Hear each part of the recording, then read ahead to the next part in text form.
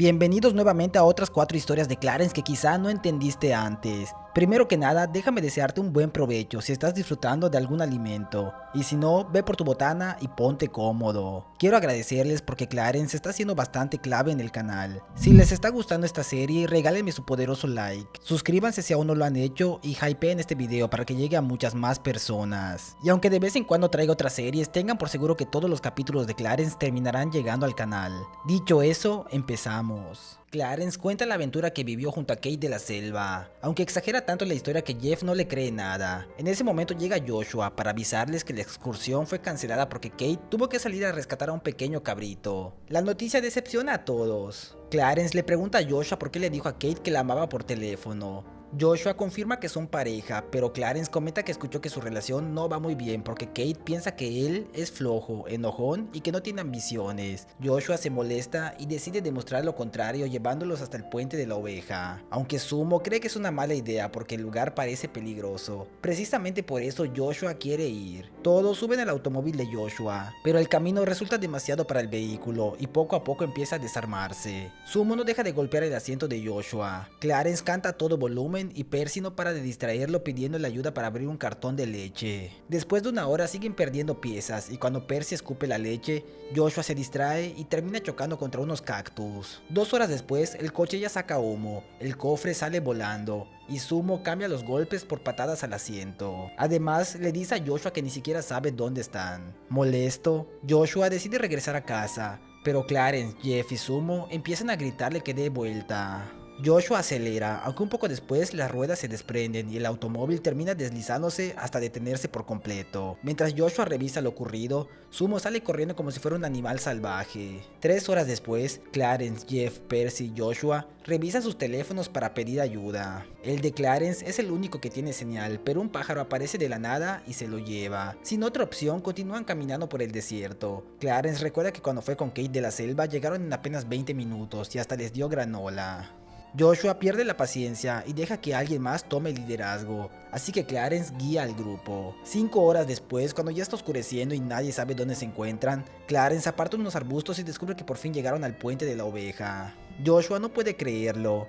Mientras, los niños comienzan a explorar el lugar. Clarence le pide que consiga unos cerillos, pero Joshua asegura que es imposible encontrar algo así en la naturaleza. Sin embargo, apenas Clarence se aleja para buscar un animal, una caja de cerillos cae directamente sobre la cabeza de Joshua, quien empieza a creer que Clarence tiene una especie de magia. Poco después, Clarence asegura haber encontrado un jacuzzi. Joshua piensa que está diciendo tonterías, pero resulta que realmente existe. Clarence y Percy entran primero, Jeff se une después, y finalmente Joshua también termina relajándose con ellos. Mientras observan las estrellas, Clarence imagina que los extraterrestres también deben estar metidos en jacuzzis viendo hacia la Tierra, y comenta que seguramente los alienígenas no la están pasando tan bien como ellos. Joshua no responde y comienza a imaginar que todos podrían quedarse a vivir para siempre en el puente de la oveja. Empieza a señalar dónde estaría cada habitación de su nueva casa, y cuando muestra dónde estaría el salón de baile, da un paso en falso y cae por un acantilado. Los niños intentan rescatarlo formando una cadena humana por idea de Percy, pero él pierde el equilibrio y Clarence termina cayendo junto a Joshua. En ese momento aparecen Sumo y Kate de la selva, quienes rescatan a Joshua y a Clarence. De regreso a casa, Joshua admite que la vida salvaje no es lo suyo y decide terminar su relación con Kate. Ella le responde que le parece perfecto porque ya estaba saliendo con un hombre llamado Damian y no sabía cómo decírselo para terminar. El pequeño cabrito muerde una de las orejas de Joshua, quien entra en pánico mientras el episodio llega a su final. Joshua es probablemente uno de los personajes peor tratados de toda la serie, y este episodio lo confirma por completo. Intenta demostrar que sí vale la pena, pero todo le sale tan mal que termina creyendo que Clarence tiene una especie de magia, y aunque parezca una locura, todo tiene una explicación. Todo comienza cuando Clarence menciona que Kate piensa que Joshua es flojo, enojón y que no tiene ambiciones. Ese comentario golpea directamente su autoestima. Aquí entra la teoría de la autoafirmación, que explica cómo cuando sentimos que alguien pone en duda nuestro valor, buscamos demostrar que esa persona está equivocada. Por eso Joshua no organiza la excursión porque realmente quiere hacerlo, lo hace para probar que sí es capaz. Incluso escoge el puente de la oveja, el lugar más peligroso, porque mientras más difícil sea el reto, mayor será la prueba de que puede lograrlo. El problema es que desde ese momento todo empieza a salir mal. El automóvil se desarma, los niños no dejan de molestarlo, Sumo pasa todo el viaje pateando su asiento, Percy lo distrae constantemente y para colmo terminan perdidos en medio del desierto. Poco a poco Joshua deja de confiar en sí mismo. Hay una frase que resume perfectamente lo que está sintiendo. Las cosas siempre le salen bien y cuando yo más duro lo intento, nada sale como espero. Eso solo le pasa a Clarence. Y es ahí donde aparece la indefensión aprendida. Después de acumular fracaso tras fracaso, Joshua deja de pensar que puede cambiar las cosas con su esfuerzo y comienza a buscar una explicación fuera de él. Si nada de lo que hace funciona y a Clarence todo le sale bien, entonces la única respuesta que encuentra es que Clarence tiene algo especial. Pero creo que el episodio quiere decir algo que va mucho más allá. Joshua representa a quien intenta controlar absolutamente todo. Clarence representa lo contrario. Nunca parece preocuparse por tener el control. Simplemente disfruta lo que ocurre y se adapta a cada situación. Esa forma de vivir recuerda a Wu Wei, un principio del taoísmo que propone dejar de forzar las cosas y aprender a fluir con ellas. Mientras Joshua necesita demostrar constantemente que vale algo, Clarence nunca intenta demostrar nada. Y visto desde los ojos de Joshua, esa tranquilidad termina pareciendo un poder sobrenatural. Al final, Joshua empieza a imaginar una nueva vida en el puente de la oveja. Pierde por completo el sentido de la realidad y solo vuelve en sí cuando está a punto de caer por el acantilado. El estrés, el cansancio y la frustración acumulados hacen que su mente empiece a refugiarse en una fantasía mucho más agradable. Sin embargo, cuando su vida corre peligro, todo desaparece de golpe. El instinto de supervivencia toma el control y vuelve a la realidad. Y para mí, ahí está la verdadera reflexión del episodio. Podemos obsesionarnos tanto con demostrar nuestro valor y controlar cada resultado, que terminamos viendo el éxito de los demás como si fuera cuestión de suerte o de magia. Pero quizá Clarence nunca tuvo nada especial. Simplemente disfrutaba el camino, mientras Joshua estaba demasiado ocupado intentando demostrar que era suficiente. Jeff nos demuestra desde el primer minuto que su vida funciona como un reloj. Todo tiene un horario, un orden y una forma exacta de hacerse. Incluso en el camino a la escuela practica varias veces cómo les dirá a Clarence y Sumo que probablemente ya no estarán en el mismo salón. Al llegar, la maestra Baker revela los resultados de un examen que dividió a los alumnos en dos grupos, el de las plumas y el de los crayones. Jeff está completamente seguro de que terminará en el grupo de las plumas, pero al recibir su hoja descubre para su sorpresa que fue enviada al grupo de los crayones. Convencido de que se trata de un error, sale a hablar con la maestra Baker. Sin embargo, ella le aclara que todo es correcto. Jeff insiste tanto que termina confesando que quería estar en un grupo mejor que el de sus amigos. La maestra, decepcionada por lo que acaba de escuchar, simplemente le pide que piense en lo que acaba de decir antes de cerrar la puerta. Incapaz de aceptarlo,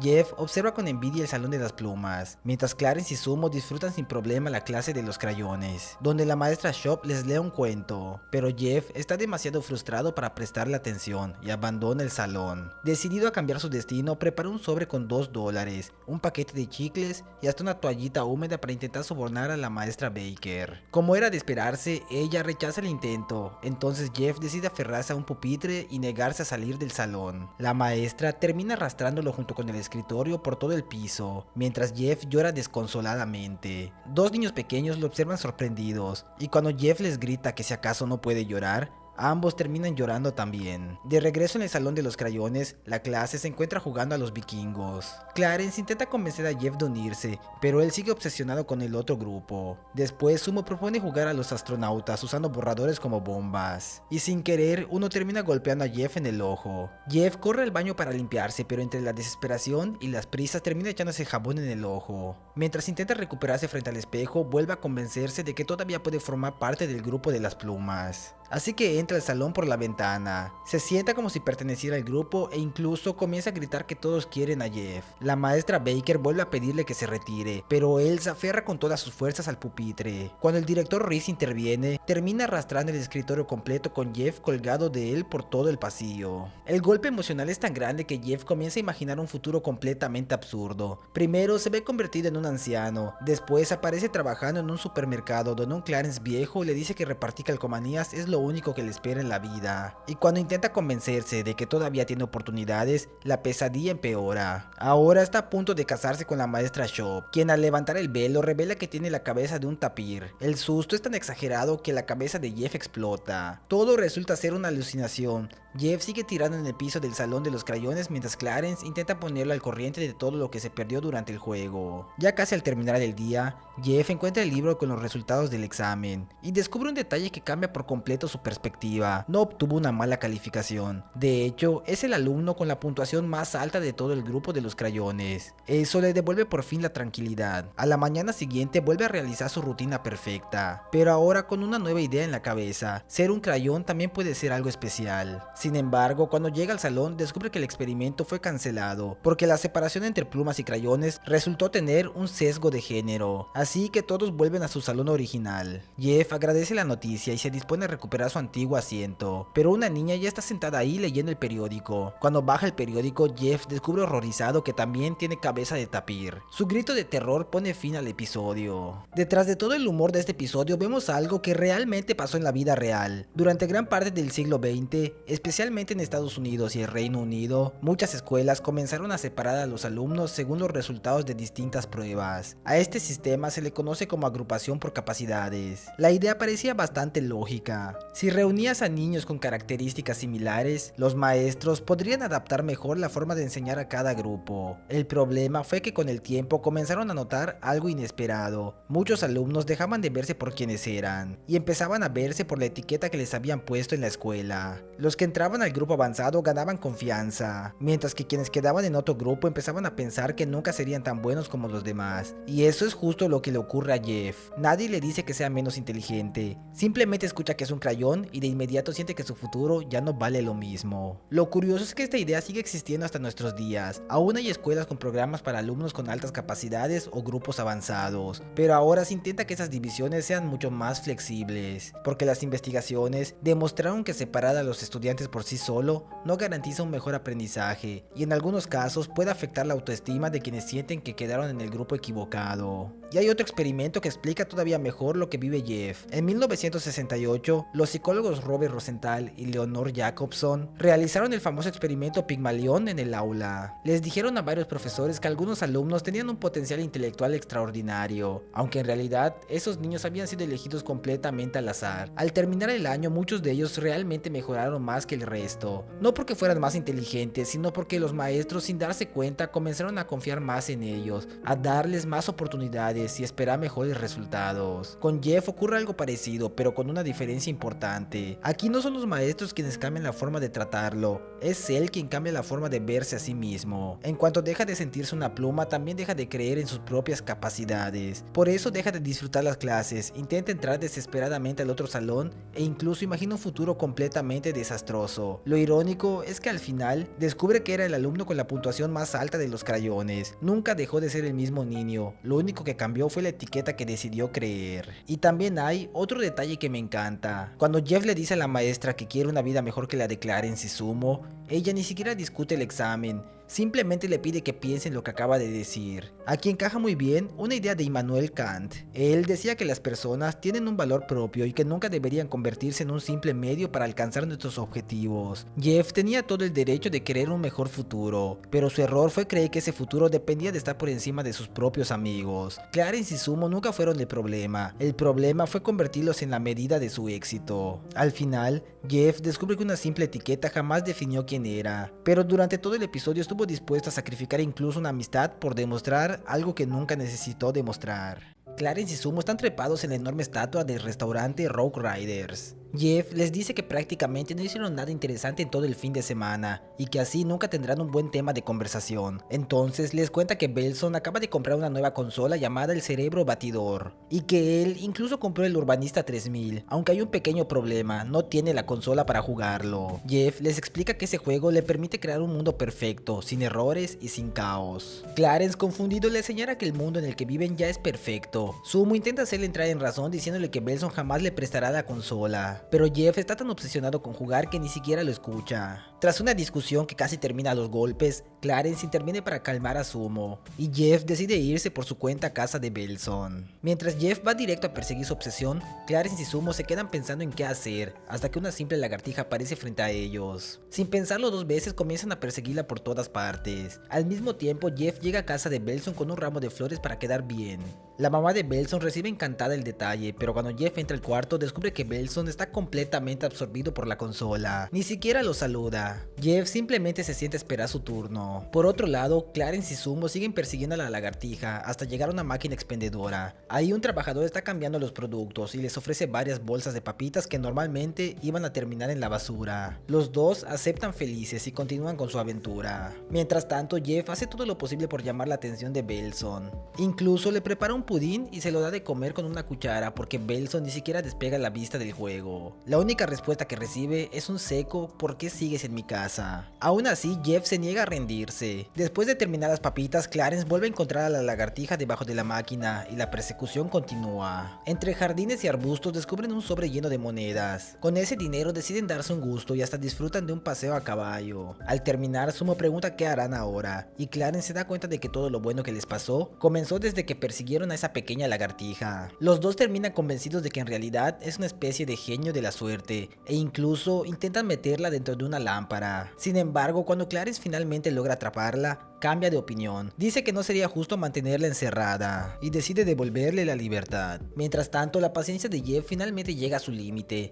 Le reclama a Belson todo lo que hizo con tal de poder jugar, pero Belson sigue completamente perdido. Desesperado, Jeff cambia el juego por el suyo, le quita el casco y empieza a jugar él mismo. Dentro del mundo virtual todo parece perfecto, hasta que se tropieza en la vida real y rompe accidentalmente la consola. En ese momento entra completamente en pánico. Justo entonces llegan Clarence y Sumo. Clarence, emocionadísimo, le enseña a la lagartija que llevaba dentro de una botella de leche vacía, mientras Sumo revisa si Belson sigue con vida tomándole el pulso. Clarence le cuenta todas las aventuras que vivieron durante el día, pero Jeff intenta convencerlos de que él también la pasó increíble, mostrándoles unas fotos con Belson. Cuando Clarence y Sumo quieren probar la consola, Jeff se niega. Se pone el casco otra vez y finge que sigue jugando como si nada hubiera pasado. Sin embargo, Clarence y Sumo descubren enseguida que la consola está rota. Antes de irse, Sumo simplemente le dice que se divierta. Pero Jeff ya ni siquiera lo escucha. Prefiere seguir imaginando ese mundo perfecto antes que aceptar la realidad. Dar las cosas por hechas es uno de los errores más grandes que comete Jeff en este capítulo. Compra un videojuego sin tener la consola porque está completamente seguro de que Belson le permitirá usar la suya. Ni siquiera se lo pregunta. En su cabeza el plan ya está decidido. Llegará, Belson le prestará la consola y pasará todo el día jugando. El problema es que Jeff no está reaccionando a la realidad, sino a una versión imaginaria de lo que cree que sucederá. Esto nos deja ver algo importante de su personalidad. Jeff necesita sentir que tiene el control. No es casualidad que el juego que compra le permita construir un mundo perfecto, sin errores y sin caos. Eso es exactamente lo que él desea, un lugar donde todo responda a sus decisiones y nada pueda sorprenderlo. Heráclito entendía la realidad como un cambio constante. Para él, el mundo no permanece quieto esperando que nuestros planes se cumplan. Todo se mueve, todo cambia y cualquier situación puede tomar un camino diferente al que imaginamos. Jeff intenta escapar de esa incertidumbre entrando en un mundo virtual que supuestamente puede controlar, pero incluso ahí termina tropezando y rompiendo la consola. Es casi como si el capítulo le recordara que por más que intentemos eliminar el caos, siempre habrá cosas fuera de nuestro control. Y aquí aparece la gran ironía. Jeff critica a Clarence y Sumo porque considera que no hicieron nada productivo durante el fin de semana. Según él, necesitan vivir experiencias interesantes para tener buenos temas de conversación. Sin embargo, termina pasando todo el día encerrado en una habitación, sentado junto a Belson. Mientras tanto, Clarence y Sumo persiguen una lagartija, reciben papitas gratis, encuentran $10, reciben un paseo a caballo y terminan sobre el techo de un banco. Todo comenzó con algo tan pequeño como seguir a un animal que apareció frente a ellos. La lagartija podría representar la suerte, pero creo que encaja todavía mejor como una representación de la serendipia.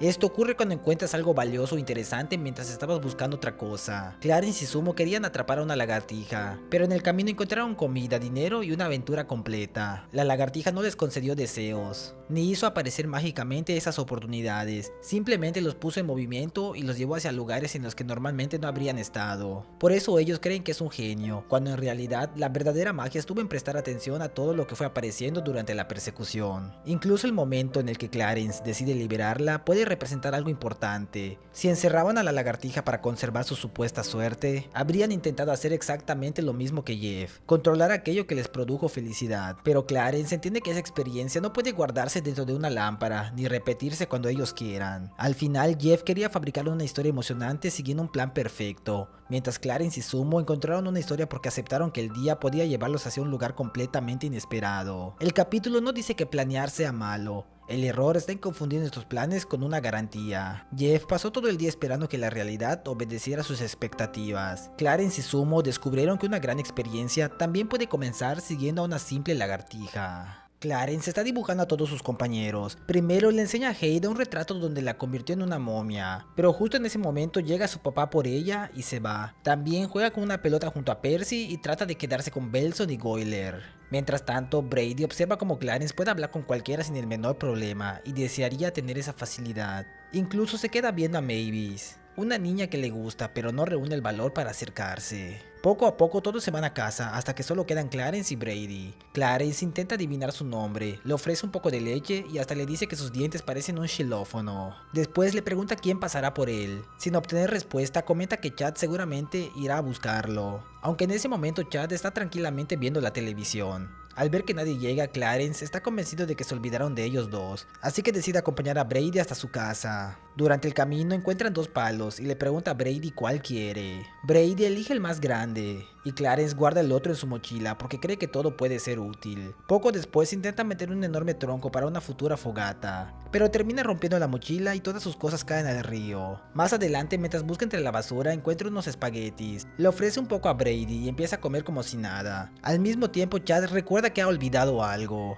y sale corriendo, aunque enseguida vemos que lo que olvidó era limpiar el baño. Clarence y Brady continúan su aventura escalando una colina. Brady se pregunta si Clarence vive ahí arriba. Ambos contemplan el paisaje hasta que Clarence se queda dormido. Cuando despierta, está lloviendo, así que corren a refugiarse en un túnel, pero un hombre que vivía ahí los echa de inmediato. Mientras Chad recuerda a Clarence, pero está seguro de que sí fue por él. Incluso llega a confundir la sombra de una caja con él. Los niños continúan recorriendo la ciudad. Clarence intenta pescar un camión para llegar a casa, pero Brady lo detiene. Después, Clarence propone recorrer la ciudad para encontrar sus casas. Brady tiene una mejor idea. Caminan hacia una parada de autobús. Los dos suben al transporte y durante el viaje Brady confiesa que al día siguiente por fin hablará con Mavis. Ambos logran llegar a casa, pero al día siguiente, cuando Brady reúne valor para acercarse a Mavis, Clarence aparece de la nada y termina asustándola sin querer.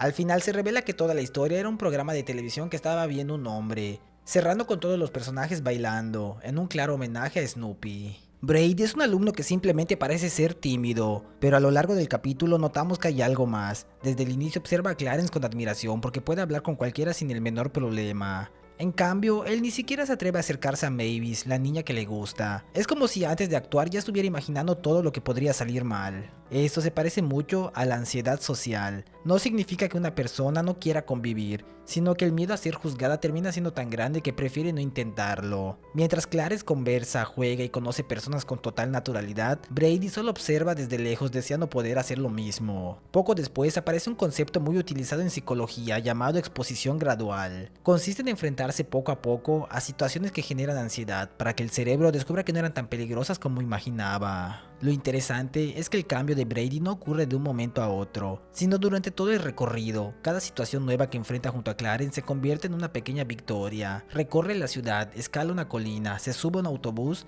y vive experiencias que normalmente habría evitado. Sin darse cuenta, su cerebro empieza a entender que salir de su zona de confort no era tan peligroso como imaginaba. Por eso cuando está en el autobús, Brady finalmente dice que al día siguiente hablará con Mavis. Ese detalle parece pequeño, pero representa un cambio enorme. No dejó de ser tímido de un momento a otro, simplemente ganó la confianza suficiente para dar un paso que antes le parecía imposible. Y creo que esa es la mejor enseñanza del episodio. Muchas veces esperamos sentirnos seguros para actuar, cuando en realidad ocurre al revés. La confianza suele aparecer después de actuar, no antes. Brady no superó sus inseguridades porque de pronto desaparecieran, sino porque cada pequeña experiencia le fue demostrando que era mucho más capaz de lo que él mismo creía. El primer paso para vencer nuestros miedos no es esperar a sentir confianza, sino atrevernos a vivir experiencias que poco a poco nos ayuden a construirla. Mil gracias por llegar hasta el final del video. De verdad les agradezco todo el apoyo que le están dando a Clarence. Si les está gustando esta serie, regálenme su poderoso like, suscríbanse si aún no lo han hecho y hypeen este video para que llegue a muchas más personas. También me ayudarían muchísimo si le dieran una oportunidad a las otras series del canal.